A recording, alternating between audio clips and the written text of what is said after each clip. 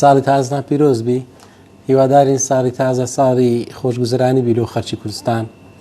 بەڕێزان، ئاماری چالاشی هاتوچۆ بەڕێبەرایەتی هاتچۆی کۆیەتان پێ ڕادەگەینی ساڵی 2020 دیارە لە ساڵی 2020 بەداخەوە 151 ڕووداوی هاتچۆ ڕوویدا. لە ئەنجامی ئەو ڕووداوانە 19 هاوڵاتی بوونە قوربانی و 169 هاوڵاتیش بریندار بوون. بە بەراورد بە ساڵی 2019 دیارە ڕووداوەکان کەمی کردی، ئەمەش بەهۆی ئەو کەرەنتینە و قەدەغی هاتچۆ کاریگەری خۆی هەبووە.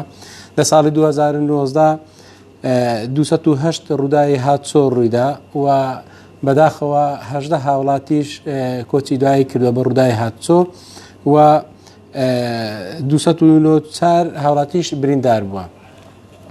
لە سنووری بەڕێبەرایەتیمان 2008 مۆڵەت دەرهاتووە بە کۆی گشتی و 692 ئافرەتیش مۆڵەتی شۆفێران دەرینەیە لە بەڕێبەرایەتیمان.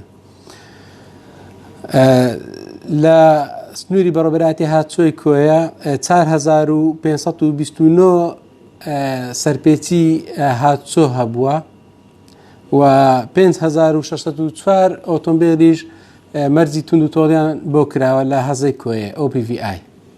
دیارە وەک دەزانن ئێمە لە بەڕێبەرایەتی هاتچۆی کۆیە ئەو بینایی کە باز دەکەی بینایی نوێکردنەوە و خاوەندارێتی ساڵیانە سەنەوی، ئەو بینایە ئێستا کە تەواو بووە و ئەو شتانی کە پێویست بووە کامل مجهز کرایەتەنە هەندێک کاری هونەری مایە کە لەسەر فەرمانی جەنابی وەزیری ناوەخۆ ئەویش لە چاوەڕوان دەکرێت لە چەند مانجی داهاتوو بکرێتن.